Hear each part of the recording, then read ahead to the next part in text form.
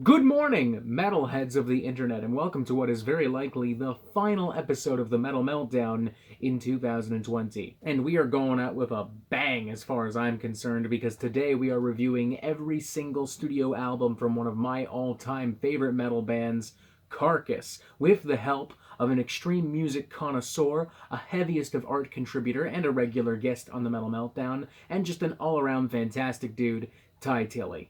And don't forget, ladies and gentlemen, that on top of all of this, I am still hosting a live Christmas and holiday party right here on the Metal Meltdown on December 30th at approximately 4 p.m. Pacific Standard Time, 7 p.m. Eastern Standard Time. Get ready for a night of drinks, metal, and absolute, utter, undeniable buffoonery with myself and my co-host for the evening, Mustafa from the Moving Mouths podcast. Hope to see you there, and if not, Merry Christmas, Happy Hanukkah, Happy Kwanzaa, Happy Holidays, Happy New Year, and if you ain't celebrating anything at all, just have yourself a fantastic fucking day.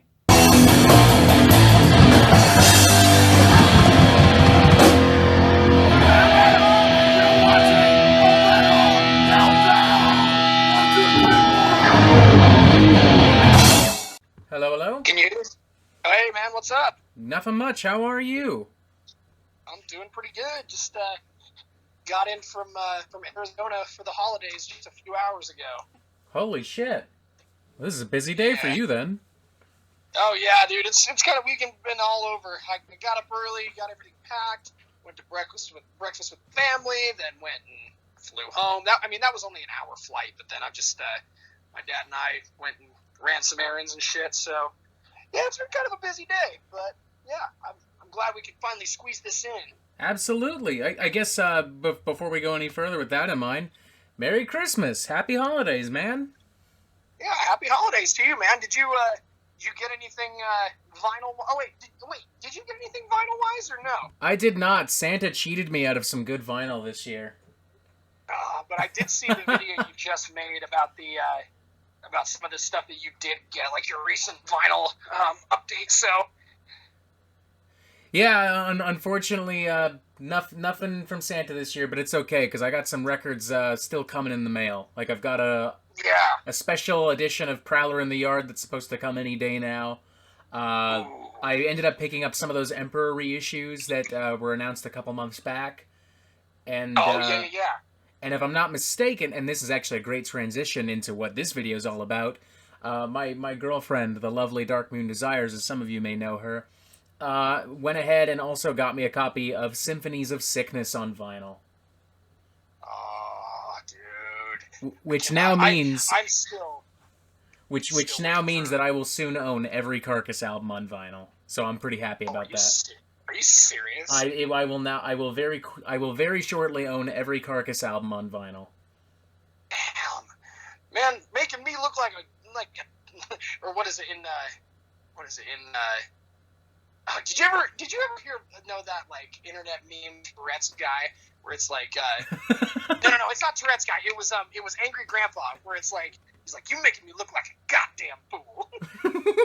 I didn't try to. I'm sorry, man. No, it's all good. No, dude, it's all good because up until these Carcass LPs got reissued, like I've been looking at some on Discogs and I'm like, how in the ever living fuck would you have $125 just laying around to be like, yeah, I'm gonna buy a copy of Recaputrefaction. Oh, I know, it's insane, and like it's and I've been lucky with most of this. I'll be entirely honest with you. Like I found Swan Song.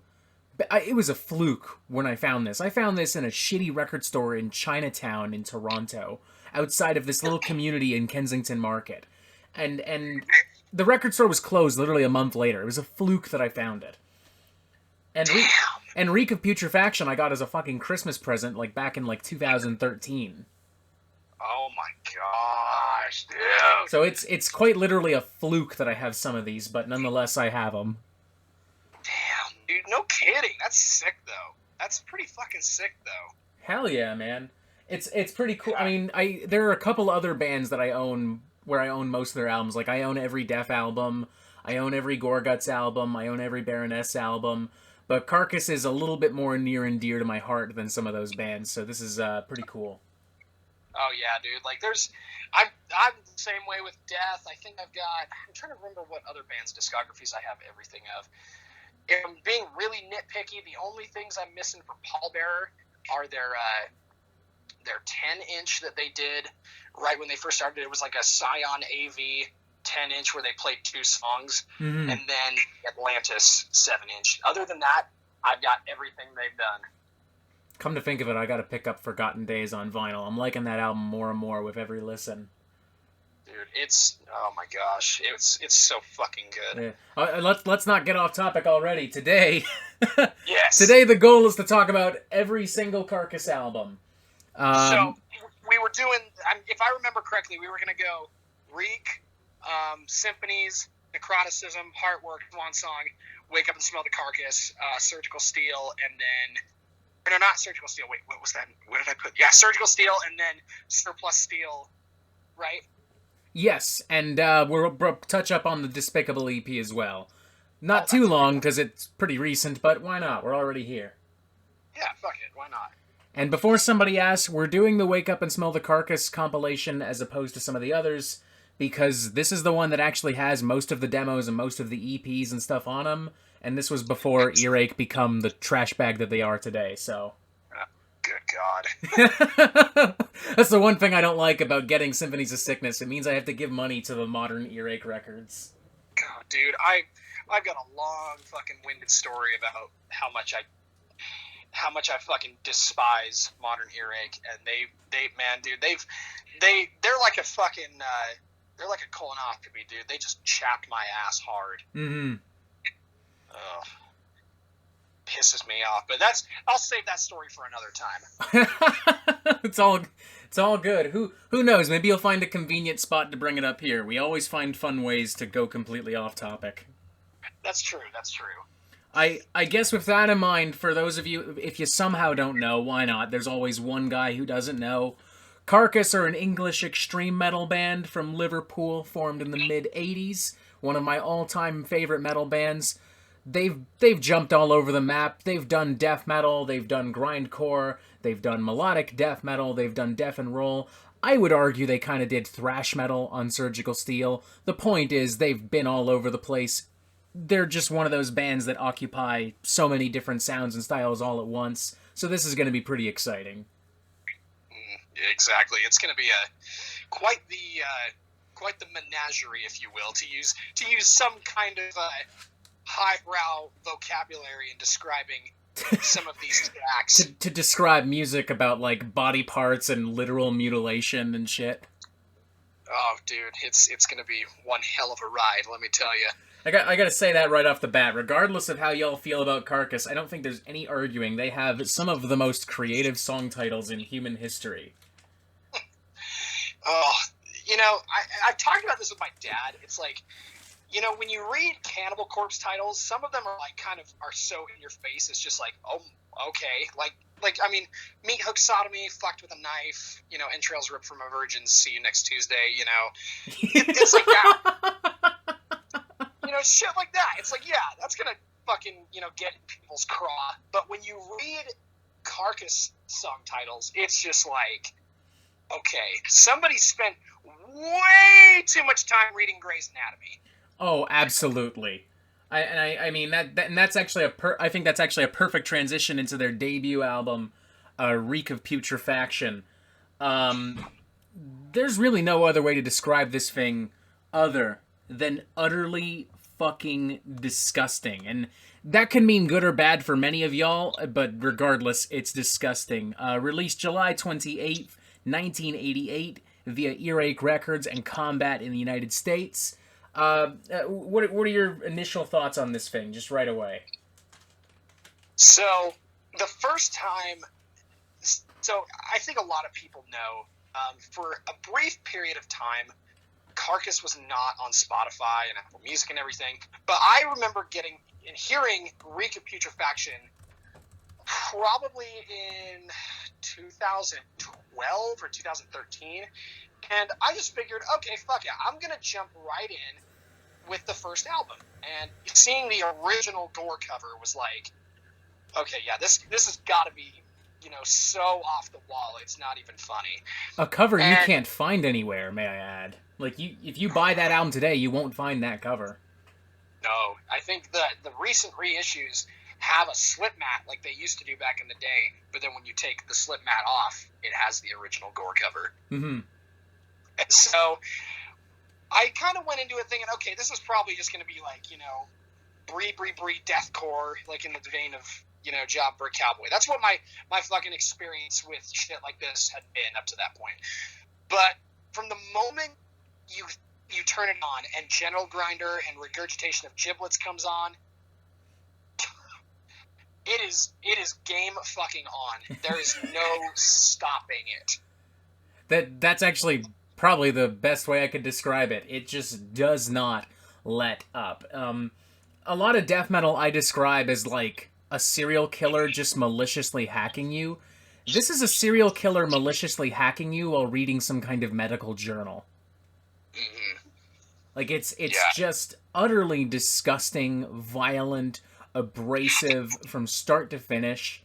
The riffs are so slimy. The percussion is so raw. Those vocals, I don't even know how to describe that. I can't tell if he's vomiting or burping, but it's definitely some kind of ungodly, unconventional vocal. Yeah, and it's like, you brought this up in the past when it comes to, now if I remember correctly, it was in your 3 Tremors review, how you said that, like, they didn't really blend it well together because they're all just kind of going, yeah, literally 3 dudes just doing a Rob Halford impersonation. Yeah, but the way you use a contrast of how, Bill Steer and Jeff Walker are able to do that, but then also you have, and here's where I'm going to have a spicy ass opinion, you have Ken Owen coming in, and honestly, I think, in my personal opinion, some of the standout vocal performances on Reek come from Ken Owen. Like, dude just comes in with just that, it's just like, what in the hell is it? It's just malicious. It's like a wild boar was let loose in the studio. Oh, dude, it's gnarly. It's like, it blows my mind to think that in 1988, it's like, okay, what else came in 88? South of Heaven and Justice for All. Like, yeah, I think like Among the Living would have just come out. Some death metal bands were putting out some of their earliest demos and death metal records. Black metal wasn't quite a thing yet. Grindcore, not even. I mean, Napalm Death was around, but they had yet to really, make a huge impact. Yeah, Repulsion and Terrorizer had just barely kind of like risen out of the app. Like, this just kind of comes in, and it kind of looks at everything else and goes, oh, that's nice, look what you got there. Hey, what's that? And you turn your head for a second, and it guts you, and it tears out every bodily organ, and then it bathes you in your own fucking blood. Oh, yeah, it's like the equivalent of getting your spine ripped out by the Predator. But what's amazing about this is that, I mean, it arguably is gore-sploitation for the sake of gore-sploitation, but in comparison to, like, some other death metal bands nowadays and some other grind bands nowadays where it's just like, yeah, we're just gonna make gross shit because it's gross, Carcass, they got riffs buried underneath all the pus and all the grime. They got great music and great musicianship. And, to be honest, maybe not great productions by today's standards, but by the standards of 1980s extreme and death metal, sounds pretty fucking good.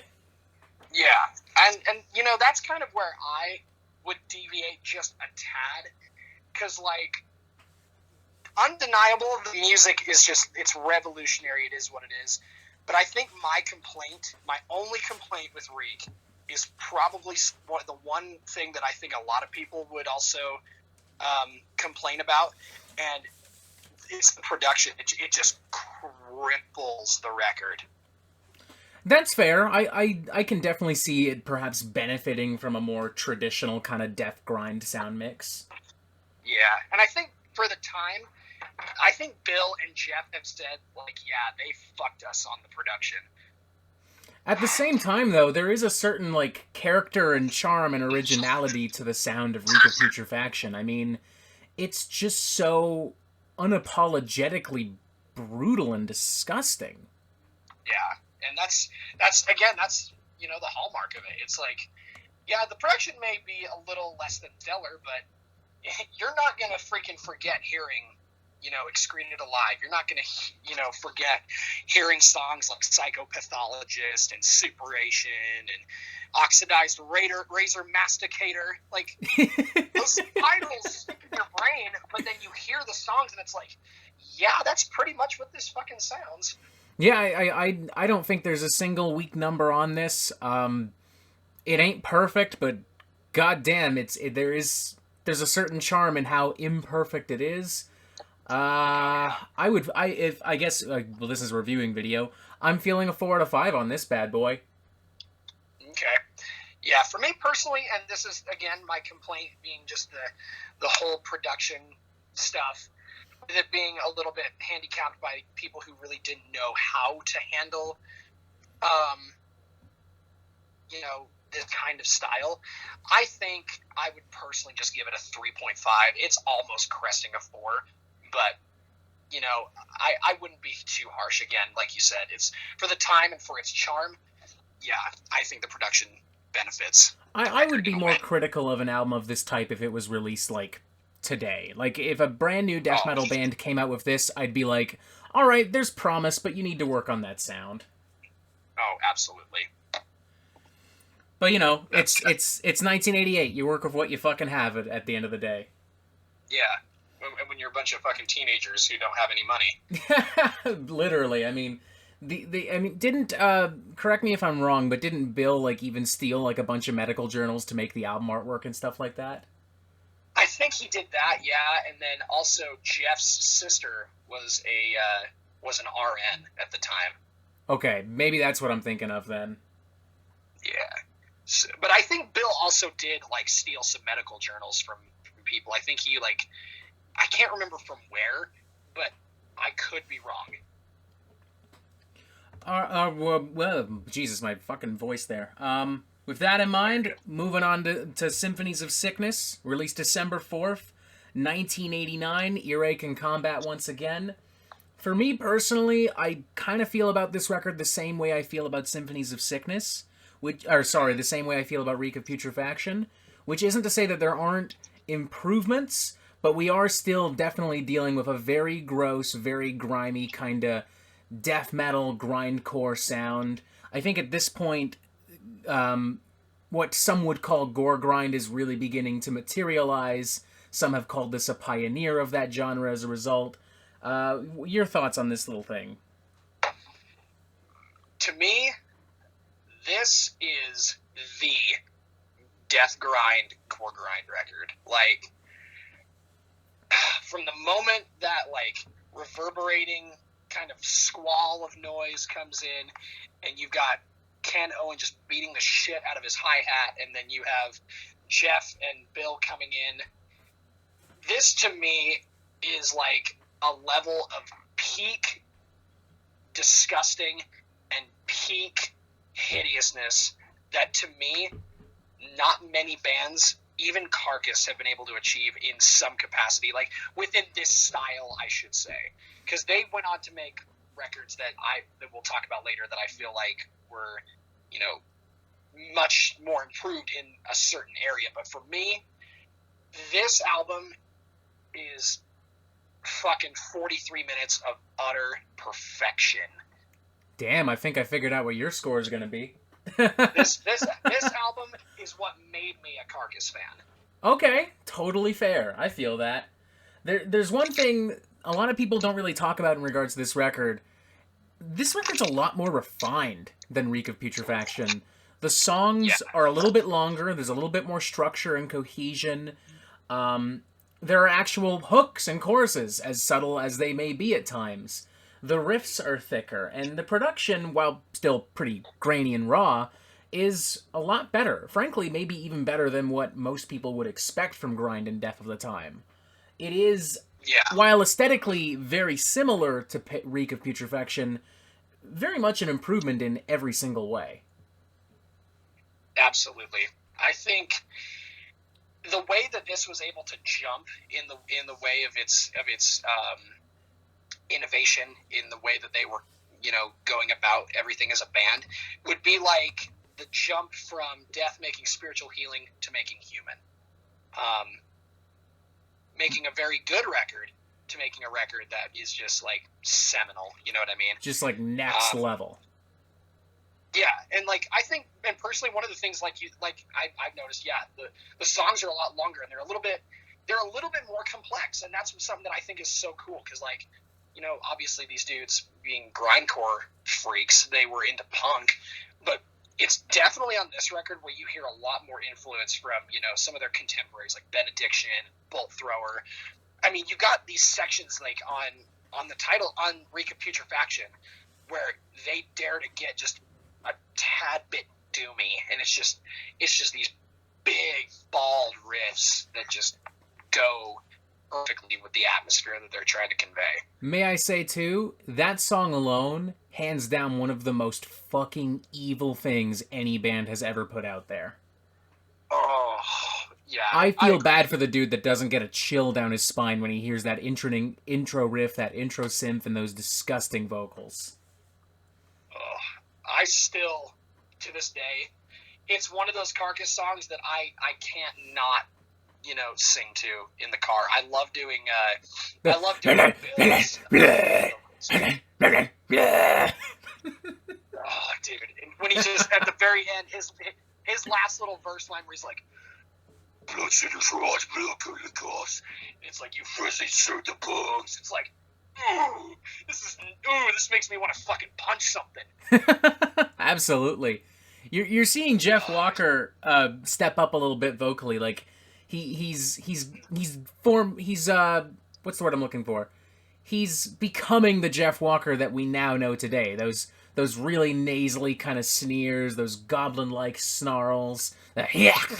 Yeah, he's becoming more confident as he's taken more of that frontman role, whereas on Reek, they definitely didn't really have a centralized vocalist position, which, on this album still you have some vocal contributions from Ken Owen, but Jeff is definitely showing himself to the rest of the band, like, yeah, I want to, take a little bit more out of this band vocally. I want to be able to express myself in a stronger way.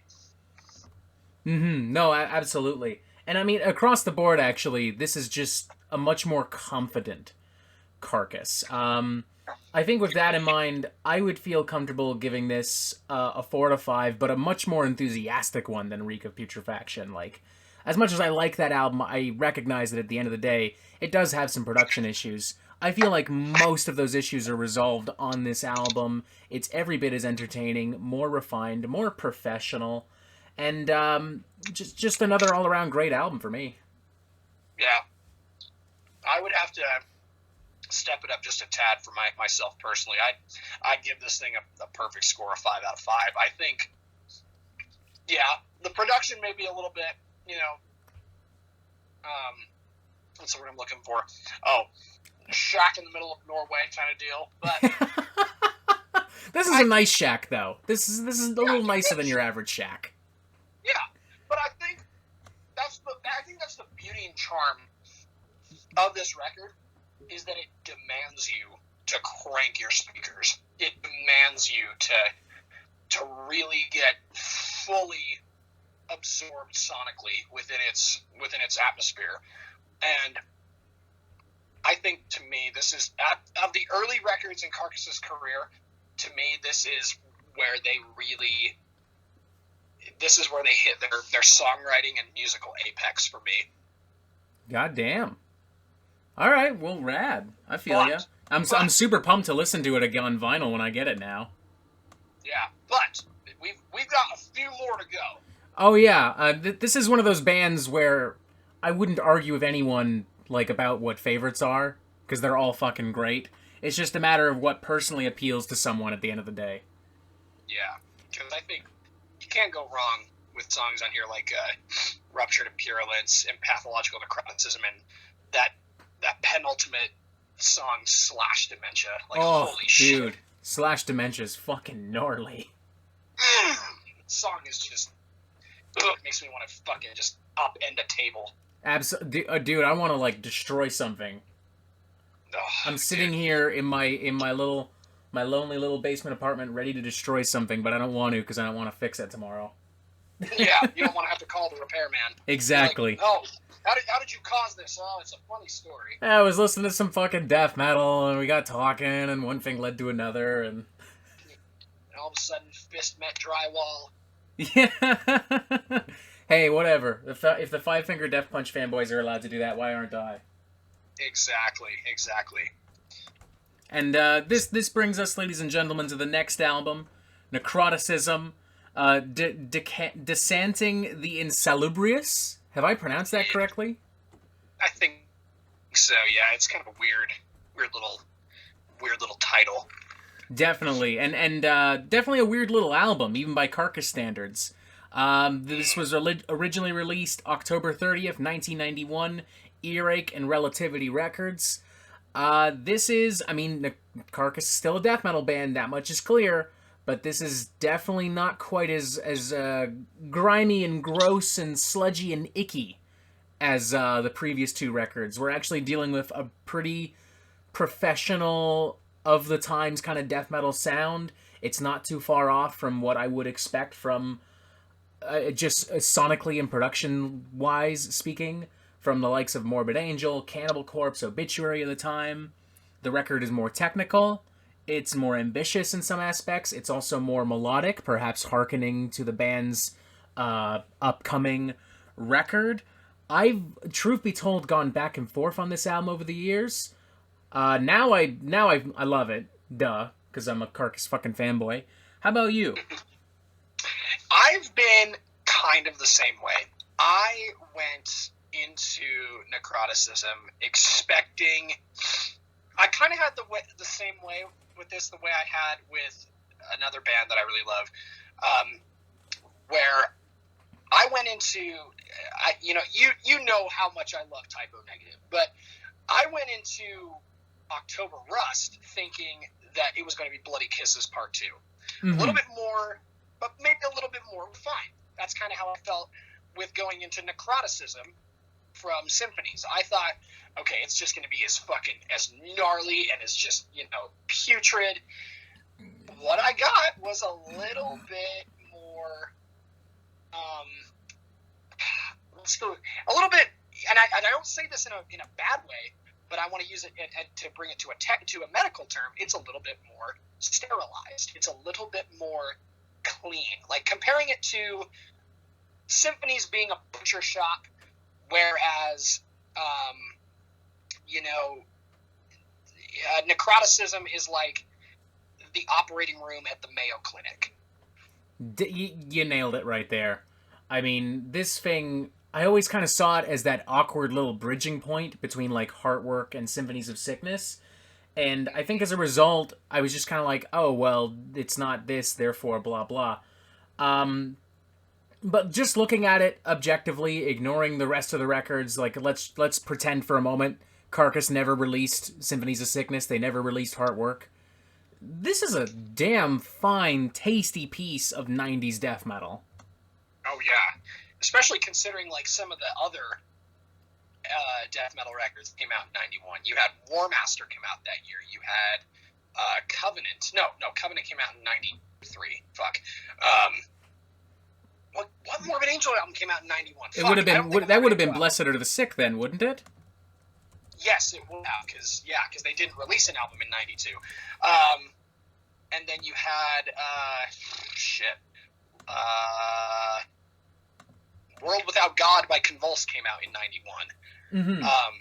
And it's still, like, when people talk about death metal from 1991, this is more often than not brought up almost immediately as, oh yeah, Necroticism immediately is a huge influence if we're talking about albums from 91. Like, this is one of those albums that, I feel like people who weren't into the grind element too much, this is where they kind of found their transition into Carcass fandom. You know what I mean? Yeah, absolutely. There are some people, and I don't know how I personally feel about this, but there are some people that have kind of said that this kind of contributed to like the early tech death scene because it's got, more longer sections, more traditional songwriting with more complex structures. And that's kind of fair. I mean, it is objectively more technical. How would you feel about that, though? Because when I think, like, 90s tech death, especially the early stuff, I think, like, Cynic and Atheist and Death and maybe even, like, little bits and pieces of Cryptopsy and Suffocation, but I don't think Carcass. When I was re-listening to the entire discography a couple weeks ago, I got to Necroticism, and I'm like, there are riffs in here that are definitely scrunkier than some of the riffing on Symphonies and Reek. Whereas, like, I feel like a lot of the riffing on those first two records is a little bit more bulldozing. I feel like they're, like, especially on certain sections, like on In Propagation and Incarnated Solvent Abuse, I think those are great examples where it's like it's a little bit more a little bit out of time. Like, take a perfect example, how on the song off this album, Corporal Jigsaw Quandary, how it goes like that riff kind of just goes and the drums kind of keep time, but you have Michael Ament and Bill Steer kind of playing in a different kind of, it almost seems like a different kind of time signature than to what Ken Owens playing on the drums and what Jeff Walker's playing. It sounds like it's out of time, but I think that's kind of what they were going for, kind of like misdirect the listener. Mm-hmm. It's definitely a lot more nuanced, and all the while it's still really sharp. I mean, some of the riffs on this are just razor sharp. I feel like looking at them would just open up a fucking cut across my arm. Oh yeah, and let's not forget all the cool sampling that's on this. Yeah, it's actually kind of well done. We actually talked about this with the Slaughter of the Soul video, but death metal bands using samples, it's kind of hit and miss. It worked for At the Gates, and I think it works here too. Oh yeah, like you at the very beginning of Corporal Jigsaw Quandary, when you have the guy going identifying the bodies, yada yada. It's like, ooh, this is kind of like, it's kind of foreboding. It's like, ooh, what am I gonna get here? Mm-hmm. It almost, it's very ominous, and it almost gives the thing like kind of a concept album kind of feel without going like full blown fucking rock opera or prog metal or some fucking shit. Okay. I'm glad somebody else feels that way. There's kind of a weird, like, concept album kind of angle to Necroticism, and I thought I was the only fucker who thought that. No, there really is. I mean, it's not like there's like a main fucking character or like or anything like that, but there's definitely a lot of themes that continue throughout the album, and not just like it's medical gore, blah blah blah. Like, no, this has the flow of a concept album. Yeah, exactly. Yeah, like it's kind of, it has its own identity, but it's not staying strictly to like a specific storyline. Like, I feel like another record that has that way, and I can talk with you about this after, is like, I think in a way, Blue Record by Baroness has a loose concept album that I'll talk about with you later. But I think,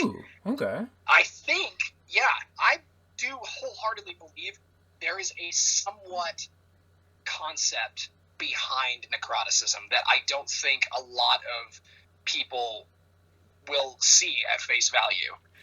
It's certainly not the kind of, and maybe that's because when you think 90s death metal, you don't initially think high concept stuff, At least not as far as the early 90s is concerned. As the decade rages on, you do obviously get much more complex and technical stuff.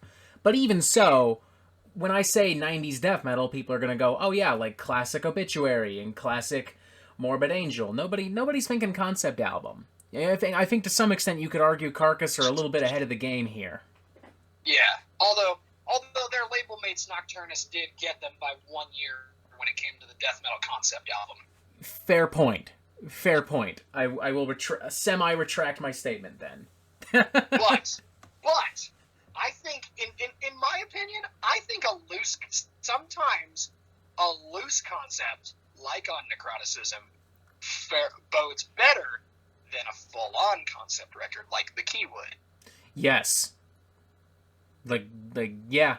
Sometimes keeping it a little bit more simplistic, sometimes keeping it a little bit more mysterious can it works out for the better sometimes. It allows the listener to kind of think for themselves instead of like, oh, so the main character is Jackie and this is what they're doing, you know?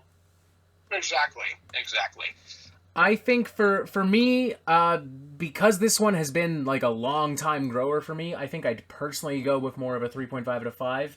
But I don't think there's any knocking how much more ambitious this is and how much better produced and performed this album is than some death metal of the time and even some of their previous records. It is maybe not going to be for everyone. I would even still argue it maybe is a little awkward in some parts, but a thoroughly entertaining listen nonetheless.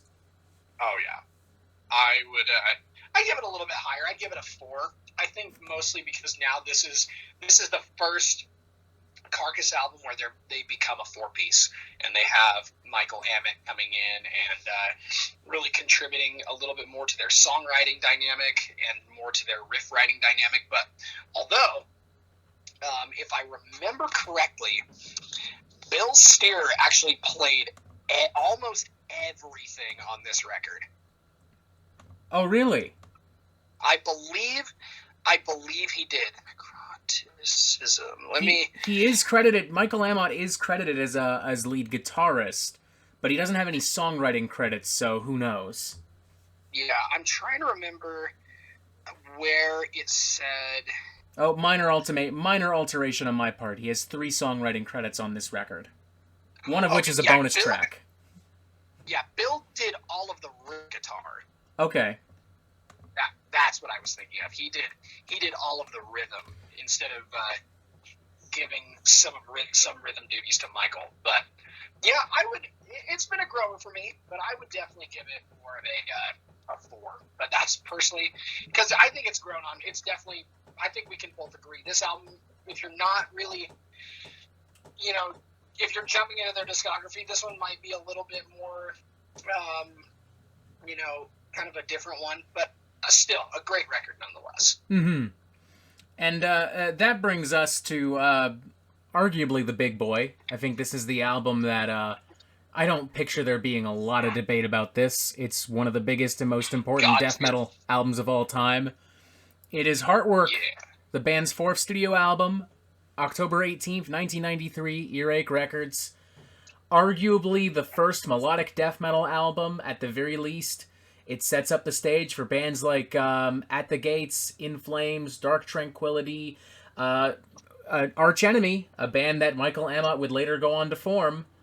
And I obviously can't speak for you. I think I know what you're going to say, but nonetheless, I'm just going to speak for myself and say this is one of those albums that really does live up to all the fucking hype surrounding it.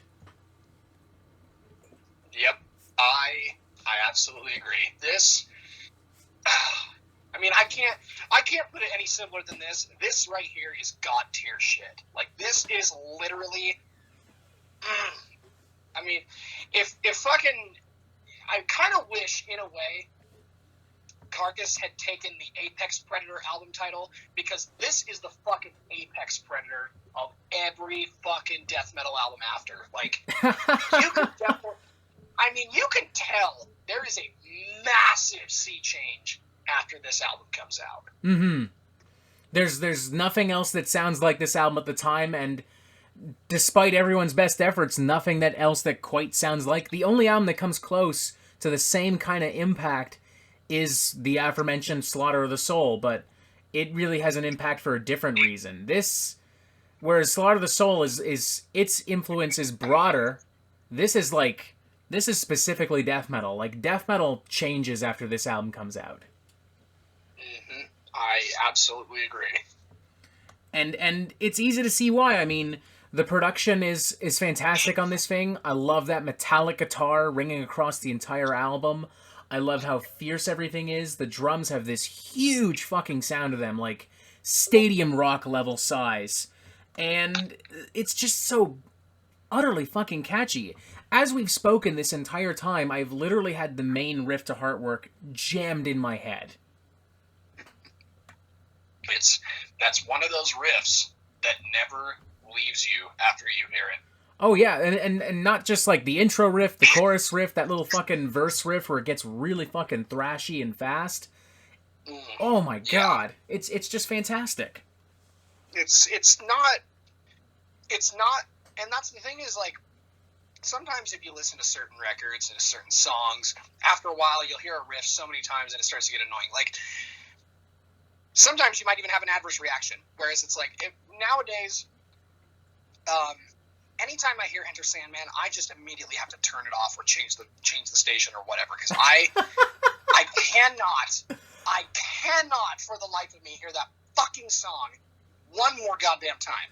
I kind of feel ya, but at the same time, I don't know. It's inarguably one of the most overplayed songs in human history, but my god, is it still kind of a banger. Yeah. For me, I totally get you, though. I totally get it. It's, you almost want to call the radio station and be like, hey man, that's a great album, but you know, there was more songs than just Enter Sandman on that album. And I'm not talking... Struggle Within!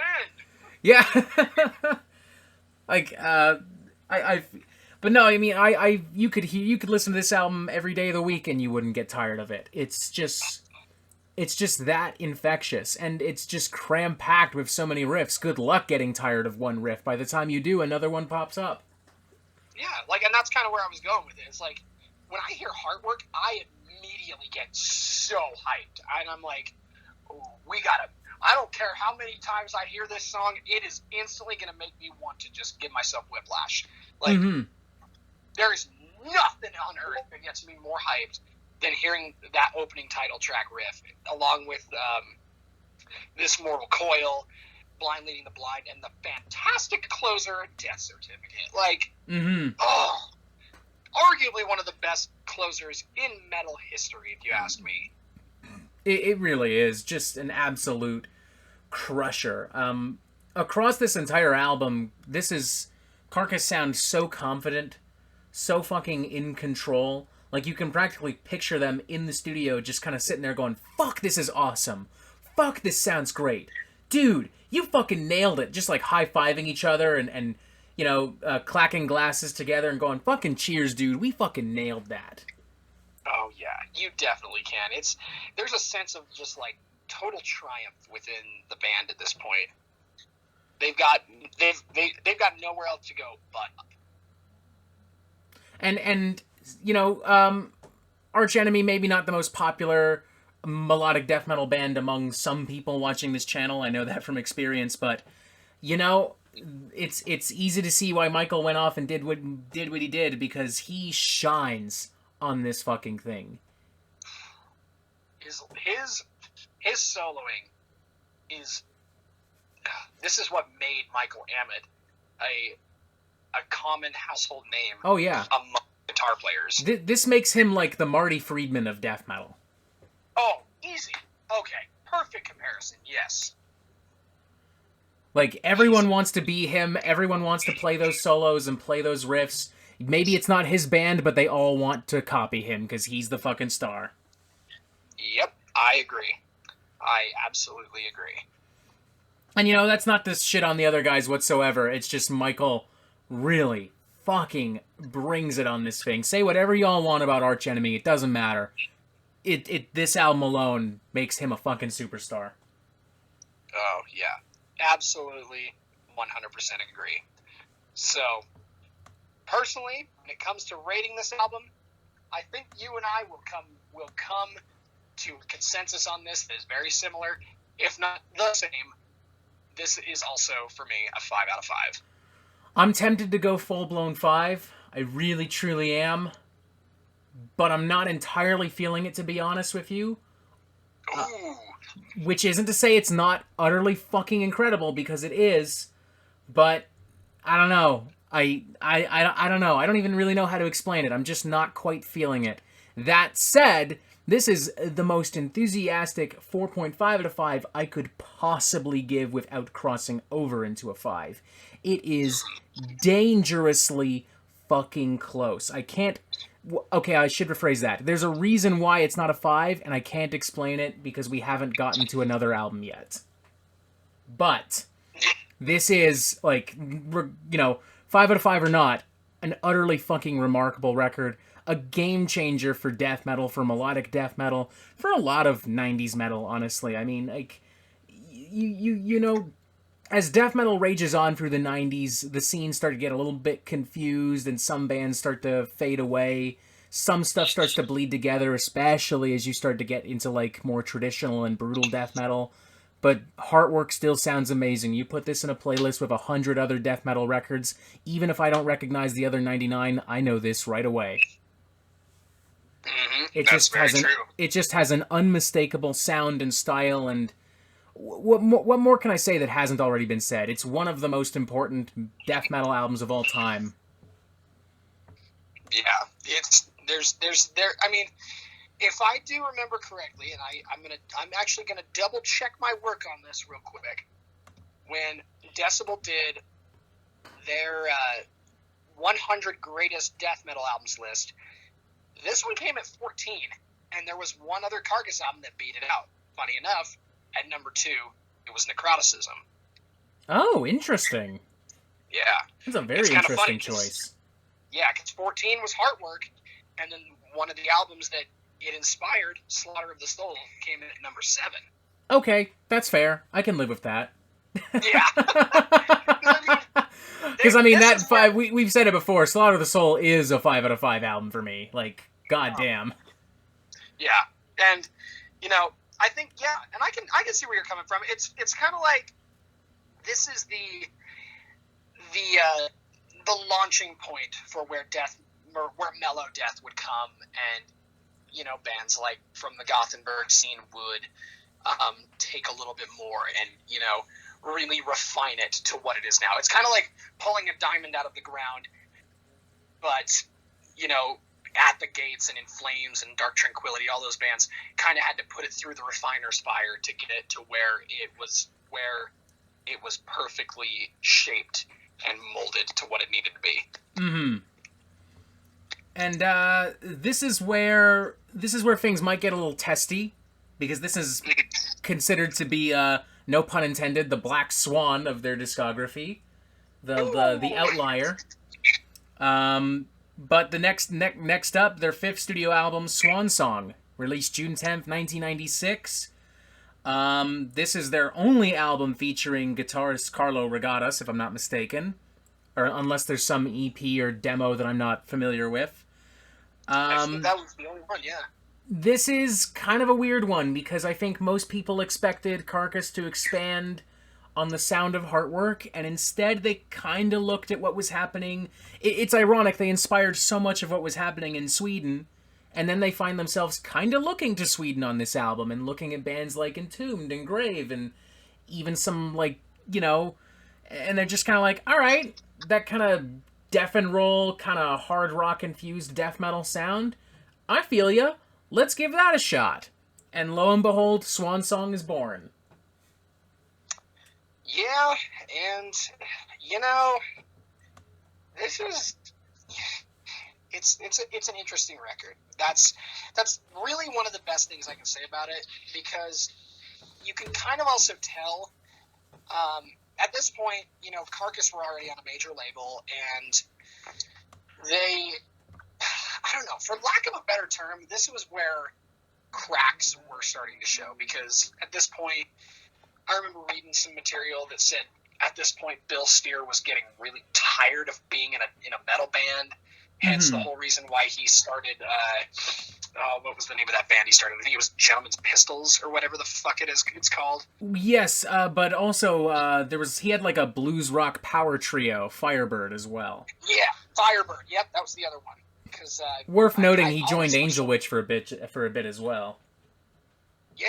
And for some reason, I always think he was the one that started Spiritual Beggars, but that was Michael Hammett. But anyway, it's like you definitely can hear that more, traditional kind of old school heavy rock and roll approach on, Keep On Rotting in the Free World, Black Star, Polarized, and it's, to me, it's just a little bit too bouncy for me. Yeah, it's this record mostly just feels kind of clumsy to me. Like, Yeah. it's, it feels like, it feels like, it feels like death metal made by like a youth center trying to appeal to the youngsters, to all the hip hopping and kids out there. Just like the Yeah. YMCA was like, oh, we heard these kids really like Entombed and At the Gates, so why don't we give that a shot? Yeah. Because, I mean, at this point, too, Carcass had been around almost a full decade, and they'd already pioneered and, in some sense, also created another subgenre. Then they also went and, helped pioneer another subgenre with the previous record. At this point, I kind of feel like they got to the point where it's like, where do we go from here? How do we continue and go further upward when there's guys that are younger than us making shit that's way more interesting than what we're making? Mm-hmm. I think that's part of it. I think maybe they probably wouldn't admit it, especially not the way I'm wording it, but I do think they were maybe a little intimidated by a lot of other death metal that was coming out, especially out of Sweden. Mm-hmm. Like, and it becomes especially obvious when it comes to something like songs like Go to Hell and Room 101 and Rock the Vote, which are just so utterly simplistic. Like Rock the Vote feels like something that I would hear at like a fucking Hillary Clinton rally. It's just it's just so like stop it. It's too middle of the road. Yeah. And it's a shame because I don't think it's like really terrible. I don't think there are any bad songs on here per se. There are a couple really good fucking riffs, and all around it's well produced. It's just not consistently entertaining enough that I'm willing to, forget some of the cheesier, cornier, and outright more stupid moments. Yeah, and I mean, coming at the point, because this came out in '96, right? Mm-hmm. So, like, by this point, In Flames, Dark Tranquility, At the Gates are kicking. Entombed has put out Wolverine Blues. In America, Cannibal Corpse is as big as they're getting. Like, death metal is moving on. And I think Carcass is just kind of like, fuck, what do we do? Yeah, because to me, this is where the golden age of death metal comes to the halt. For me, the golden age of death metal goes from 88 to 96. Like, it begins with Leprosy, and it ends with None So Vile. Were there records after that were just as amazing? Yes. But were they part of, like, the golden age of the whole creation and founding? Basically, those 8 years in the death metal scene were, like, the first couple chapters of the book of Genesis for death metal, essentially.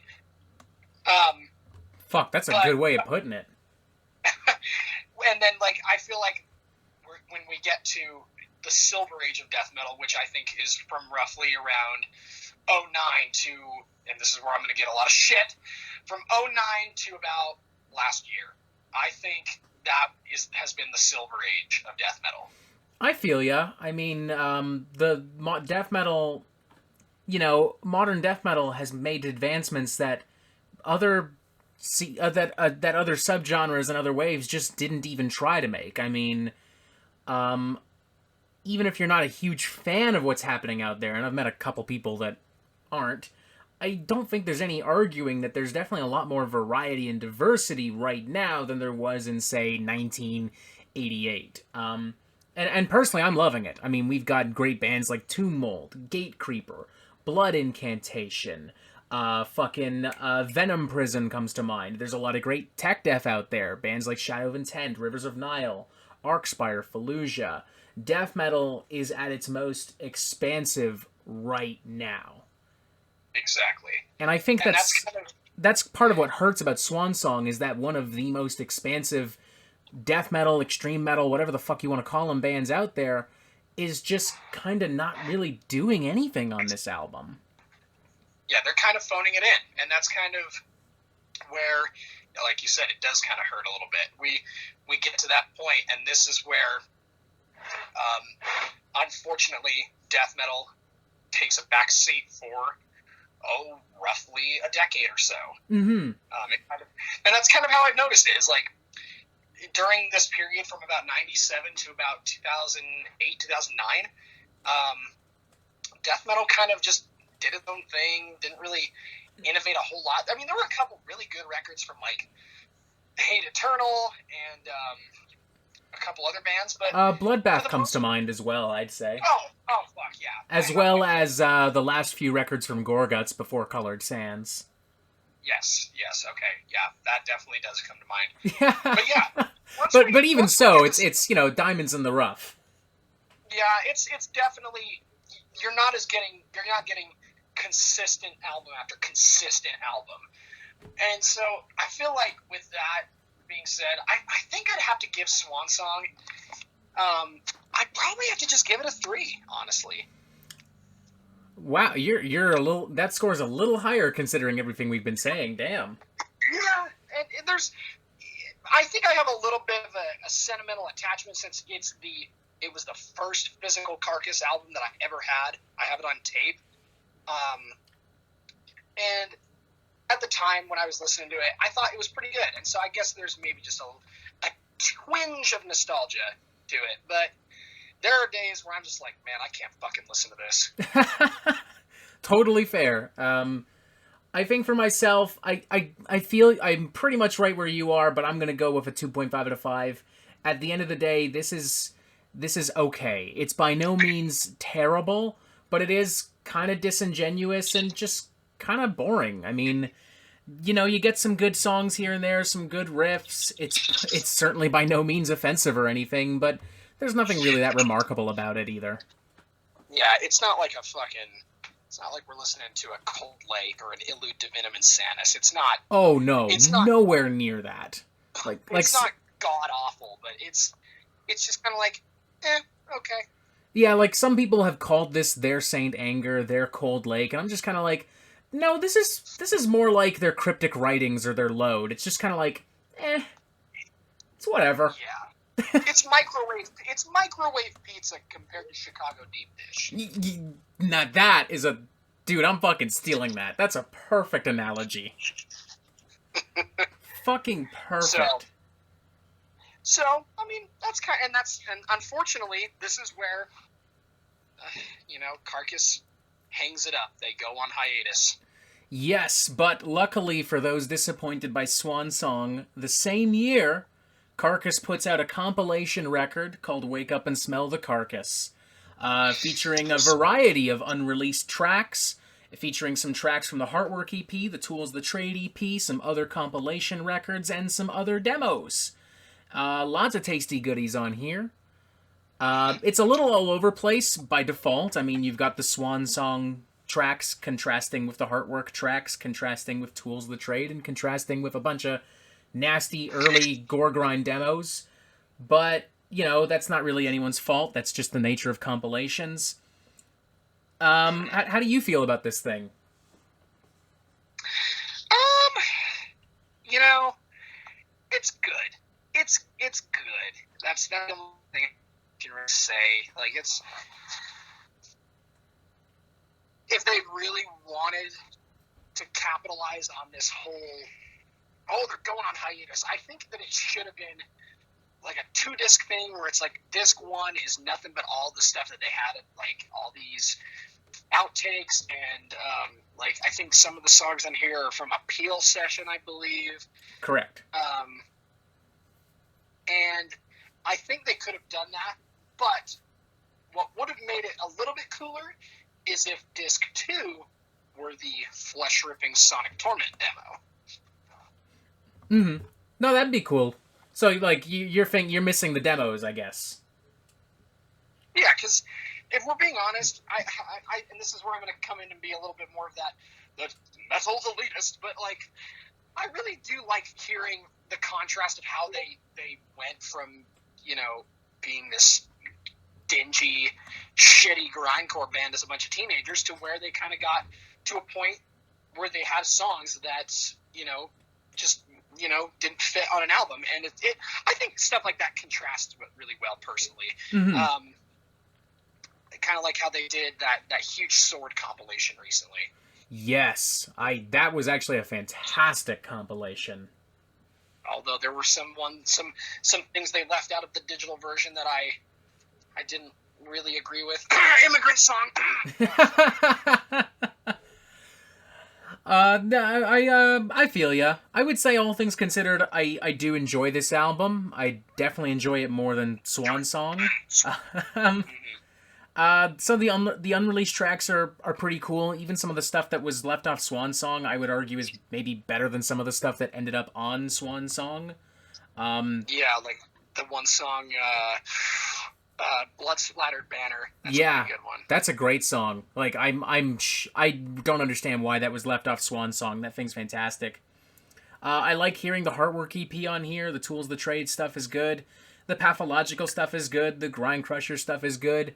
It's kind of neat because you're getting like a smorgasbord of all the different generations of Carcass. Like, if there was someone out there who was maybe intimidated by how much Carcass has done and wanted like a little fucking thing to whet their appetite before buying an album, I would maybe recommend this, to be honest, because it's just got a little bit of the grind, a little bit of the old school death, a little bit of the melodic stuff, even a little bit of the death and roll stuff, if that's your thing. As far as compilation records go, I'd even argue this is probably one of the more interesting and authentic ones out there. Yeah, and I think it's fun to hear also some of the I think one thing that I think a lot of people forget is a lot of these old school Peel sessions that some of these bands like Carcass, Napalm Death, Bolt Thrower. Mm-hmm. Some of that stuff's awesome. Oh, dude, yeah. Like hearing Bolt Thrower do songs off of In Battle There Is No Law, those are so good. And then hearing songs from the Peel session that they would do, like some of these later tracks, like the early Peel session that they did where they debuted material from Symphonies of Sickness. Some of that stuff is great. And, some of the tracks that they picked for this Peel session were great. Buried Dreams, Rotten Roll, Edge of Darkness, which was one of the songs that was cut from Swan Song. Mm-hmm. And speak of the devil, I've actually got, I actually forgot I had this. I've actually got the Earache Peel Sessions live album, the split they did with Godflesh. Ooh. I just realized I had that here. And little bit of music history there for you. Yeah, interesting to think, too, that, like, Bill and Justin Broderick came from the same band, and they all formed seminal bands in their own right. That's an interesting point. Not to go off topic, but like every single motherfucker that was in Napalm Death went off and formed another amazing band that proved to be super influential and important. Yep. Like fucking Cathedral, fucking Godflesh, fucking like it's unbelievable. Yeah, like it's interesting that one little grind band from Birmingham came and just really set the stage, and it's cool. I think it's cool. Yeah, that's awesome. England's they're talented compilation- motherfuckers in England. Yeah, no shit. But yeah, I think as far as this compilation goes, I would agree and say this is definitely an interesting one, and I think I would probably give this one a 3, personally. Right there with you. A good solid 3. I actually like that, they didn't just say, hey, here's a bunch of like live tracks and greatest hits. They actually tried to dig up some EPs that were tough to find and some little bits and pieces that had been unreleased and tried to make something that Carcass would actually be pretty happy to put their name on. Mm-hmm. Even like I doubt that the modern Earache records would have done something like that. Yeah, because they're more wanting to put out shit. Yeah, like blues rock bands. And don't get me started on. With this in mind, we got to jump forward nearly 17 years to Surgical Steel, released September 13th. Carcass says fuck you to Earache Records. Wise move. They join up with Nuclear Blast. Yeah. Alright, I'll just fucking say it. I think this album's a fucking masterpiece. I can hear 1985 playing in my head right now. Yeah. Dude, I've got it. It's my ringtone. Swear to God. Oh! That's some fucking dedication. It's proven to be a little annoying at times though, because I was actually listening to Surgical Steel once, and someone fucking called me, and I was just like, I just never picked up on it because I'm like, huh, this is weird. It's like a double take on the guitars. That's weird. It's layered. Yeah, I was just like, I don't remember it being that way before. Maybe it's my headphones or something. I don't fucking know. But no, I love this goddamn thing. This album, it took Carcass like 17 years to release the best album of their entire fucking career, as far as I'm concerned, and it was worth the wait. A perfect combination of really everything about Carcass. There are influences from across Carcass's discography. Even the death and roll stuff makes an appearance on here, and they mold it into something super satisfying, alongside some more traditional heavy metal and thrash metal influence. And the production is fucking nasty on here. And every single track is just so utterly infectious. Like Granulating Dark Satanic Mills, Unfit for Human Consumption, Thrasher's Abattoir, the highly underrated title track, 316L grade Surgical Steel. That thing is the most gnarly ass fucking biker metal shit on the planet. That's like if Judas Priest said, let's give this death metal shit a try. Yeah, it's funny. As we're talking about this, I'm looking at when I saw Carcass last year at Psycho. They played 6 songs off of Heartwork. Then they played 4 songs off Surgical Steel. They played 316L grade Surgical Steel. They played Cadaver Pouch Ink Conveyor System, Captive Bolt Pistol, and Unfit for Human Consumption. And man, when they played the title track, the pseudo title track, the entirety of the Mandalay Bay Event Center turned into the scariest fucking pit I've ever seen. And keep in mind this too. I was watching all of this with Steve Musgrave and Payson from Tomb Mold, and we were like, yo. That's a fucking wild story. Holy shit. Oh, dude, it was fucking ridiculous. I remember seeing Carcass when they toured in support of this album in like 2013, and that was a crazy tour because that was also when Gorguts put out Colored Sands, and Black Dahlia Murder opened the whole thing. And it was it was an amazing show. And Carcass, they actually played mostly songs from this album. Like, they didn't, they pulled out 2 songs from Necroticism, and of course they pulled out Heartwork. But they pulled out mostly stuff from this album, and no one fucking complained. And I can't think of a lot of other metal bands that could get away with playing, like, mostly their new material. Yeah. Like, the last time I saw Mastodon, it was right after I came home from serving my mission, so it was right at the very beginning of 2017, and they played a good majority of material off of Emperor of Sand, which I kind of was like, okay, and I'm still a little bit lukewarm towards Emperor of Sand, to be honest, but if a band as old and as, road-tested as they are, and go out and play a vast majority of their material from a brand new fucking album, let alone an album that took almost 2 fucking decades to make, and they're comfortable with it, and people aren't like bitching and complaining and going like, play crepitating bowel erosion. Oh yeah, if you go see fucking Slayer, no one's sitting there going, dude, play Repentless. No one. Yeah. They want to hear Raining Blood. They want to hear South of Heaven. If you go to a Metallica show, nobody's saying, dude, you gotta play fucking Hardwired. They want to hear Master of Puppets. But the Carcass fans, they're like, dude, play fucking Surgical Steel. Play the whole album all the way through. I don't care. Yeah, fucking...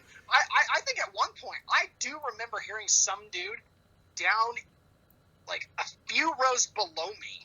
I think I heard him say, play the Master Butcher's A-Brain! Yeah. I guess that was me, and that was me. I teleported to Vegas for 5 minutes. Hell yeah, you freaking pulled a Luke Skywalker. Astral projected myself across the galaxy. Hell yeah, dude. But it was, I'm like, man, people are wanting to hear the new shit. Oh yeah, I mean, Okay, even when I've gone to see like more obscure bands that are older, you know, like Voivod, where it's like, all right, if you're a Voivod fan, then you're a Voivod fan. You don't care what they're playing. But you know, the people enjoyed listening to the stuff from like The Wake and Target Earth. But damn, when they played anything from Killing Technology, the venue fucking exploded. And you know, it just goes to show just how powerful Surgical Steel really is. It is so fucking catchy, so fucking heavy, and just so much fucking fun. I feel bad, genuinely truly bad for the motherfucker that can't find one thing to enjoy on this album. Oh, yeah. And the fact that they were able to, you know, on some tracks bring Ken Owen back, that to me is so wholesome, especially after why he had to quit Carcass. Mm-hmm. You know, that, and, you know, for people who don't know, he suffered like a massive seizure that like nobody thought he would ever live or they thought he was going to be paralyzed for the rest of his life.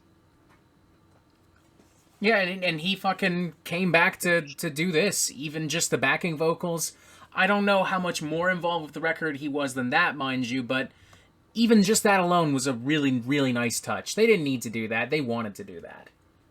Yeah. And that's really the big thing, is that Carcass want to do this. This doesn't feel like some kind of obligation that they did in order to, like, get Earache to fucking leave them alone. This doesn't feel like something they did after Heartwork fucking suddenly surged in record sales or whatever. Like, they said, fuck it, we got nothing to lose and everything to gain. Let's make a killer fucking record. Yep, and that's very true, and they did. That's... and you know what? Say what you want about comeback records and all that, you know, freaking namby-pamby bullshit. This is a fucking comeback record. God, yeah. Dude, this is the comeback of all comebacks. Like, my lord. And I mean, not only was it a huge critical success, the album peaked at 41 on the Billboard 200. Oh, yeah. Fuck's sake. It's a surgical... I almost said surgical. It's a commercial success as well. Like, this was a legitimately big hit for the band. Mm-hmm. And they deserve all of that success and adoration. I don't know about you, but I really don't have a single nitpick or criticism for this thing whatsoever. It is just an incredibly well-produced and performed record from start to finish, with some of the band's best music, some of their most ambitious songcraft. It's powerful, it's crazy, it's unstoppable. It does not fucking let up. This is a 5 out of 5 for me. And really, the only reason I won't give Heartwork a 5 out of 5 is because this is a better record. Ooh, talk about fucking spice! Don't get me wrong, I love Heartwork, but like, I don't see the point in giving them the same score if this is just a better record. Yeah, I think... For me, at least. I mean, I'm curious to hear what you have to say. The only thing that keeps... I would give it a 4 out of 5, simply due to the fact of what we're going to talk about in a second. But other than that, I got no fucking issues. I have no issues with this album in the slightest. I think, like, I mean, the only record that I can think of that was a couple of records that immediately come to mind that have been, like, as, I don't think as instrumental, but just as important and as cool and as impactful. Possessed putting out their first album in, like, what, 27 years? Oh, yeah, that was a fucking wild comeback album, too. Yeah, and then this year, we had the first Sirith Ungol album in 29 years. That was a damn good album, too, man. Or even going back to At War with Reality, At the Gates as well. Great comeback record. Exactly. And you know what? I think maybe I don't want to put, you know, words in people's mouths or anything, but I think Carcass once again set a trend like, hey, if we can do it as old fucking dudes, anyone else can. As long as they're committed and they see what they're doing. I think that's fair to say, because I mean, shortly after this album came out, not only were a bunch of old bands suddenly popping out of the woodwork, but a lot of classic bands were finally upping their game. Like, yeah. Like, I mean, from here on, Carcass's closest rival, even though they aren't really from the same scene, is probably a band like maybe Cannibal Corpse, just because they're so fucking vicious, much like Carcass. Cannibal Corpse stepped things the fuck up after 2013. Like, Skeletal Domain, I'll say it, it's as good, if not better, than any of their classic records. Yeah, I can jive with that. Like, and you know, it's not a coincidence that At the Gates they do their reunion literally the moment Carcass dropped Surgical Steel. They're like, we have a new album too, right? Right? We do, right? And we only had to wait another year or so for that one to drop. Yeah. And around that time too, Dark Angel suddenly pops up and goes, yeah, I think we also have a reunion album, which still hasn't come out, but that's not really the point. The point being is that death metal and extreme music, it wakes the fuck up with this album. Yeah. Like, the whole genre takes notice. Yeah, like you had it, you know, dwelling in the underground a little bit, but after that, I mean, then all of a sudden you have Horrendous with their second album coming in at number 3 on Decibel's list, only behind really? Palmer and At the Gates. Yeah, Ecdysis was number 3 on their list in 2014. Oh fuck! I thought you were still talking about that best all-time death metal albums list. Oh no! That's still impressive too, though. Yeah, and then like 2 years later when they come out with Anoretta, that tops it. That tops their list in 2014. Fucking 2015. Fucking Idol was amazing too. Oh gosh, but yeah, like I would agree. After Surgical Steel drops, everybody's like, "Oh fuck, we gotta up our game." Yeah, like, because Carcass just showed up with the fucking album of the album of the decade. Like, my god.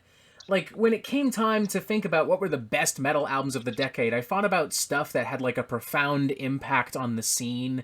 I thought about stuff from, like, Death Heaven and Ghost and Gorguts. When it came to this album, I was just like, it's just a banger. Plain and fucking simple. That's why it's on the list. Yep, exactly. Like, it's just that fucking good of an album.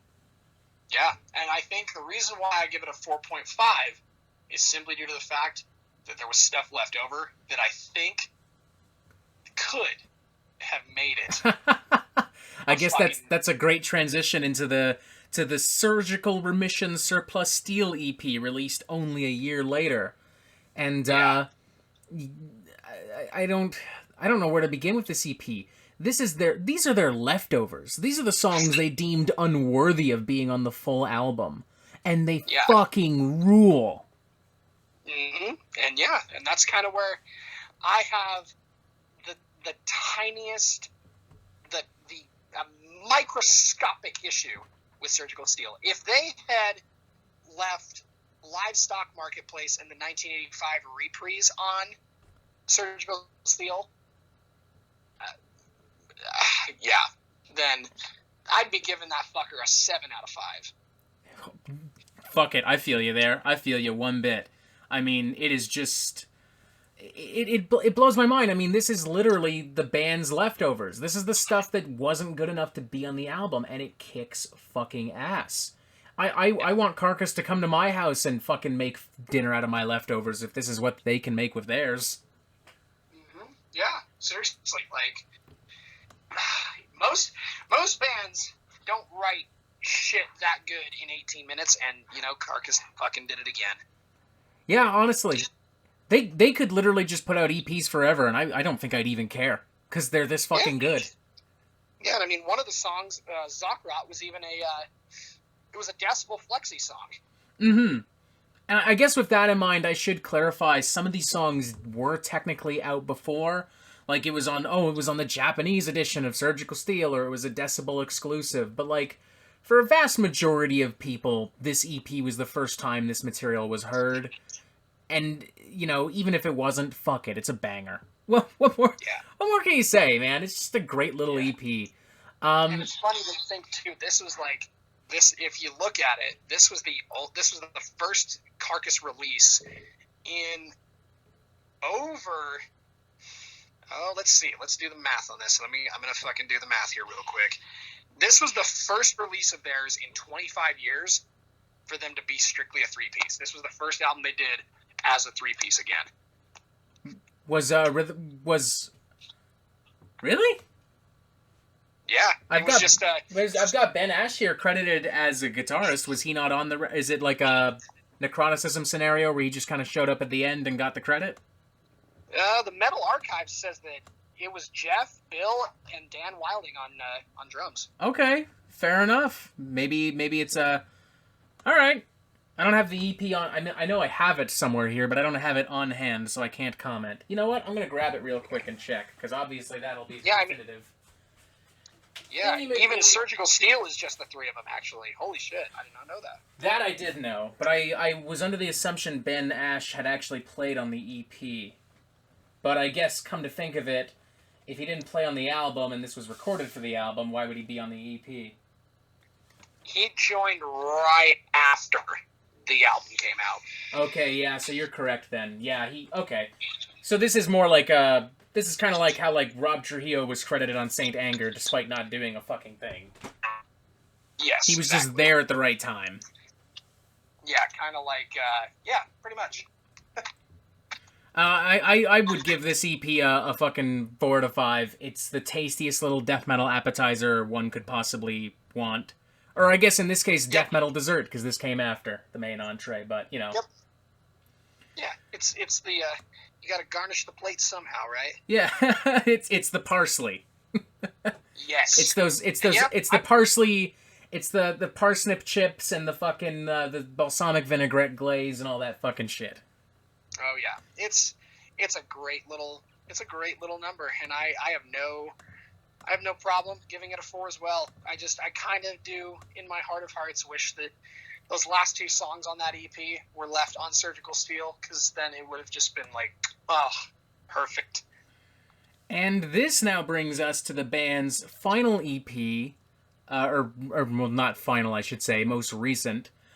Despicable, released just 2 months ago, actually, October 30th, once again via Nuclear Blast Records.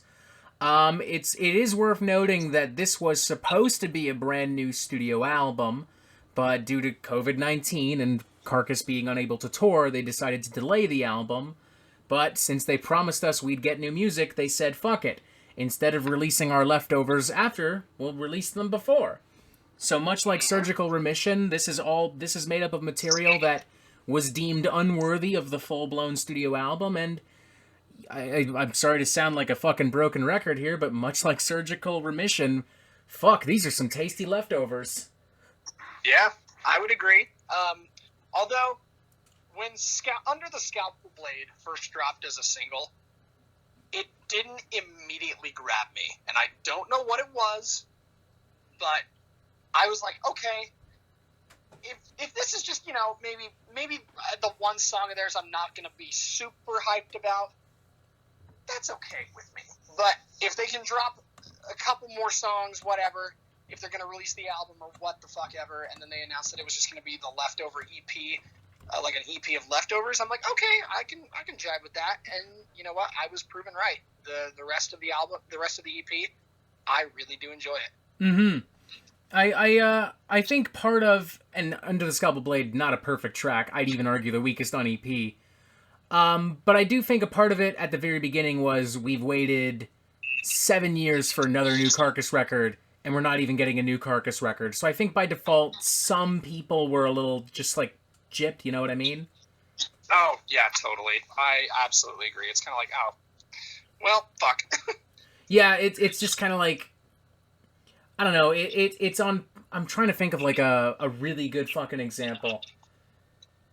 You know, it's kind of like when, like, for me, when Guns N' Roses got back together with Slash and Duff, and it was like, oh my god, new music on the way, and here I am 5 years later, just like, are y'all even still alive? Yeah, I would agree. Yeah, it's kind of a much more extreme scenario, mind you, but nonetheless. Yeah, I don't know. It is kind of sad because I was really looking forward to hearing a brand new album, but you know, shit exists for a reason. Unfortunately, we had to go through what we've had to go through this year. Mm-hmm. But you know what? The thing is, at the end of the day, it gets me more hyped for Torn Arteries. Oh, absolutely. Because, like, if this is the stuff that was deemed unworthy of being on the full album, then what the fuck is on the full album? Damn, we gonna be treated to a 10-minute Carcass song. Yeah, like, I can't help but wonder, what the fuck does that album have in store? I mean, I have rough ideas. Based on this EP, it will be more or less in line with Surgical Steel, maybe a little bit more angular and visceral. But, like, who knows? This is a band that is kind of constantly jumping back and forth between styles, so there could be something on this new album that we haven't quite predicted yet. Yeah, and who knows, maybe, just maybe, we get a Gore record, or a Gore cover again. Who knows, man? Anything's possible. I would, if Undergang can put up a record with an illustration of a guy blowing his head off with a shotgun, I'm pretty sure Carcass could be like, yeah, why the fuck not? Let's do another Gore cover. Yeah, let's put a bunch of body parts and shit up there, and who knows? Let's dig through bestgore.com, see what we can find. Oh, let's look for the stuff that Pissgrave didn't use. Oh, now, oh, okay, yeah, I would. You know what? Honestly, if it's Carcass doing it, let's do it. Yeah, honestly, they're the ones who started it. I guess, I mean, my fucking brain can't speak all of a sudden. I gave this a 4 out of 5 in my initial review, and I stand by that. It's a great little EP. Mm-hmm. I think, again, with the whole not being super hyped under the Scalpel Blade when it first dropped, I think I'm gonna give it a 3.5, but that's only because we've got hopefully more stuff coming on the way. Oh, we fucking better, man. My lord. If 2021 don't give us new Carcass, I'm gonna be pissed. I'll settle for another EP, man, but just give me something. Yeah. Fuck it, why not? It's not like they got anything else to do. Like, fuck it, just make another EP. Yeah. I mean, hell, they could. It's like, will you release some old school live sessions from when y'all were a 3-piece back in the day? That would be cool. Holy fuck, who the fuck is calling me? Ah! Hello. Yep, we're working. Alright. Hi, what's up? We're back? There definitely weren't any technical difficulties whatsoever. It's all good. It's all good. Fuck, what were we even saying? Carcass rules? Talking about... I have a feeling it boils down to that. Just want to make sure. Yep, pretty much. Yeah. All I can say is, if 2021 does not give us new Carcass, it's gonna be a sad day. Honestly, I mean, I could understand them wanting to wait until they know for sure they can tour on this, because that's how bands make their money. But like, goddamn, guys, at this point, just give it to us. Like, we're all gonna have to deal with the fact that regular touring is not gonna happen for a long, long time. So just suck it up and give me the album. Yep, that's why I'm kind of hoping that hopefully my dad and I have been talking about it. Hopefully we can go to Psycho next year, and hopefully, let's just fingers crossed. Let's just pray. Exactly. Hope for the best. Pray. Hope for the best, because Lord knows I could use a good fucking rock and roll concert right now. Like, dude. the last concert I would have gone to with my girlfriend would have been pretty much a year ago, seeing fucking Cattle Decapitation and Atheist at the Opera House.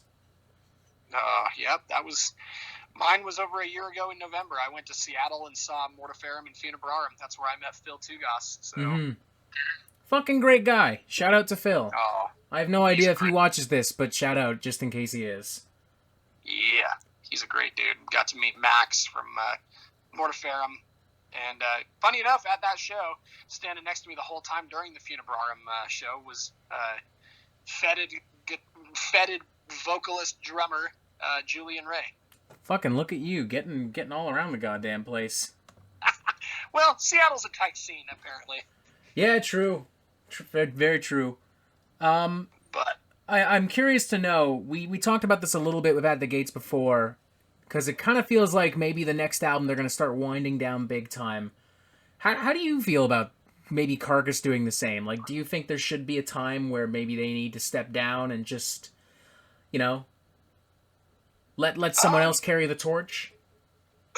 yeah, I think if they said this next record that they come out with is the second to last one they do, I don't think they would say it in exactly those terms, but if this next one that comes out turns out to be their second to last, I would be fine with it, because their legacy has been cemented, and there are a lot of really good bands nowadays carrying the legacy. You have bands like Undagang, you have Tomb Mold, you have Mortuous, you have Vastum, kind of continuing the legacy of what, you know, Carcass started in the mid to late 80s, and, you know, their legacy has been cemented, and hopefully when that crotchety old fuck who runs the Rock and Roll Hall of Fame dies, because he said that no metal band will get into the Rock and Roll Hall of Fame, hopefully Carcass is one of those bands recognized, and they already are. If you're a metal fan... Did he actually say that? Yeah, that dude can freaking choke on an elephant cock. God, that explains a lot. That dude can choke an elephant cock. I don't give a shit. I remember, too, the year that Guns N' Roses was inducted, I remember Slash saying something to someone, I don't remember who, but I remember him saying, yeah, this is cool, but, like, how the fuck did we get in here before, like, Judas Priest and Iron Maiden? Yeah, or Deep Purple. Yeah, he was just like, yeah, this is cool, don't get me wrong, but it's really fucking weird. And I remember Metallica saying the same thing, too, just like, yeah, where the fuck are all the bands that we grew up listening to? Yeah, it's so dumb to say the least. Like, at the very fucking least, Judas Priest should be there. At the very fucking least. The fact that Thin Lizzy, and I don't know if Thin Lizzy's in there yet, but the fact that they're not in there is criminal. Oh, no. And it's a shame, because last year there were a lot of, like, heavy rock acts that were up for nomination. Thin Lizzy, Judas Priest, Motorhead, Soundgarden was up as well.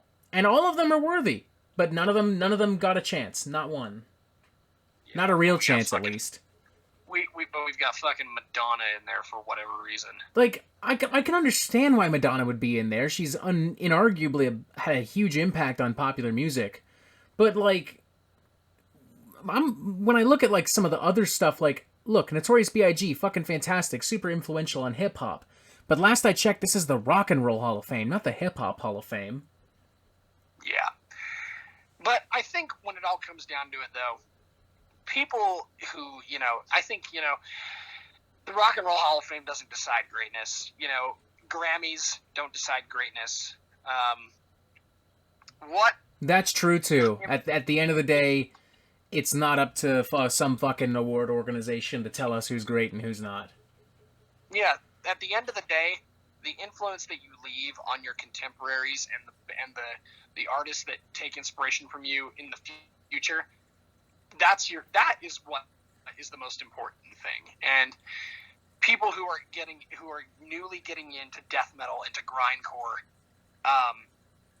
they will see Carcass and they will say, okay, if this is what everybody's saying is good, then I'm going to take their word for it, and then they'll be just as hyped as we are. Oh yeah, and they'll be ready and willing to just feast on that grotesque mass of rotting flesh.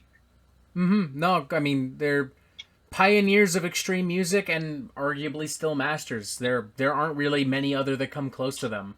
And the ones that do are like bands that also kind of pioneered this whole thing, like Napalm Death and like arguably Cannibal Corpse, even though their discography is a little bit more hit and miss.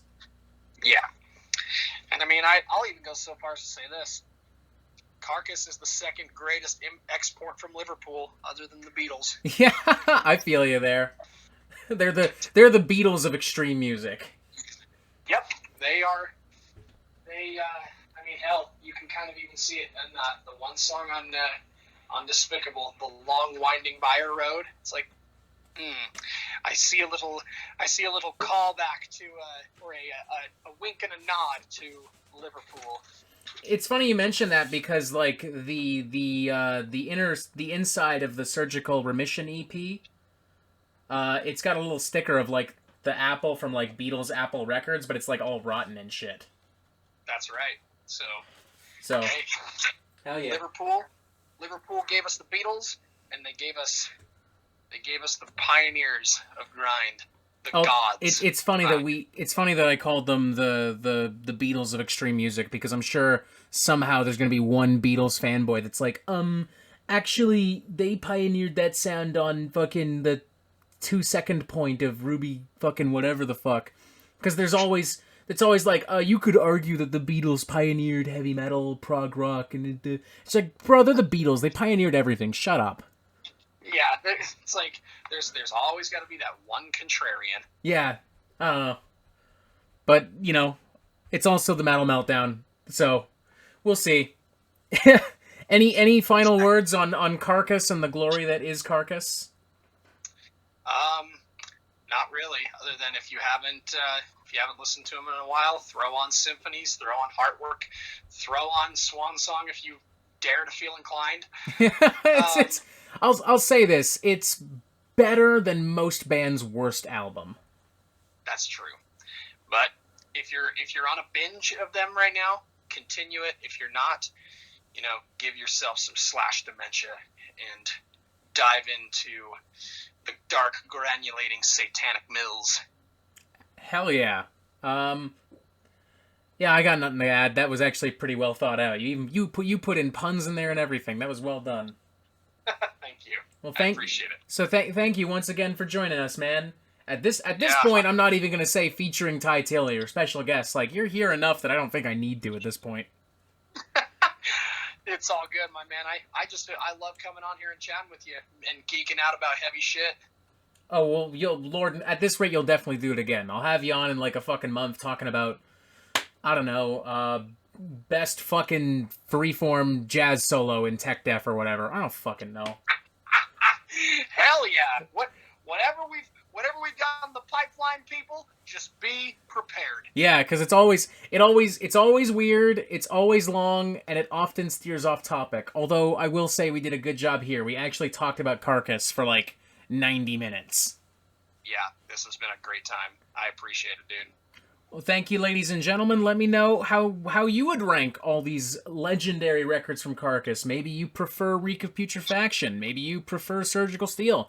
Maybe you're that one asshole that prefers Swan Song. Whatever. To each their own. Let me know in the comments below. Check out Heaviest of Art. Continue watching the Metal Meltdown, blah, blah, blah.